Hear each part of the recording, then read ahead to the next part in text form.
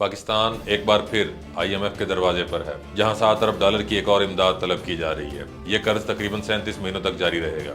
ये कर्ज पाकिस्तान की कमजोर मार्केट को आर्जी तौर पर इस्तेहकाम देने के लिए है। जुलाई में स्टाफ लेवल मुआहदे के बाद सबकी नजरें IMF पर जमी हुई हैं और ये खौफ है कि अगर मजीद कोई ताखीर हुई तो ये कमजोर मईशत मुकम्मल तौर पर गिर सकती है। ये प्रोग्राम दरअसल एक लाइफ लाइन है जो पाकिस्तान को अपने कर्जों की अदायगी को आसान बनाने और दुनिया भर से नए फंड तक रसाई हासिल करने के लिए डिजाइन किया गया है। हुकूमत ने फौरन इस मुआहदे को एक बड़ी कामयाबी करार दिया है और इसे पाकिस्तान के इक्तसादी बहरान का हतमी हल करार देकर पेश किया जा रहा है। लेकिन असल सवाल ये है, क्या ये वाकई आखिरी IMF प्रोग्राम है? हर चंद साल बाद पाकिस्तान के गैर मुल्की ज़र मुबादला के ज़खायर ख़त्म हो जाते हैं, बरामदात रुक जाती हैं और दरामदात आसमान को छू जाती हैं। फिर IMF के पास जाते हैं, नए कर्जे मिलते हैं, लेकिन असल मसाइल वैसे के वैसे रहते हैं। पाकिस्तान के लिए IMF से निकलना सियासी पॉइंट स्कोरिंग का मामला नहीं है, यह मुल्क के मुस्तकबिल का सवाल है। अगर वाकई तब्दीली चाहिए तो तमाम सियासी जमातों को मिलकर काम करना होगा। हमें ईमानदारी से यह समझना होगा कि हम बार बार IMF के पास क्यों लौट आते हैं। हर बार हम कहते हैं ये आखिरी प्रोग्राम है, लेकिन ऐसा कभी नहीं होता। हमें इसकी असल वजूहात समझनी होंगी और अगले 3 सालों में हकीकी इस्लाहात करनी होंगी। हकीकी तब्दीली का आगाज तभी होगा जब हम अपने मसाइल का खुलकर एतराफ़ करेंगे।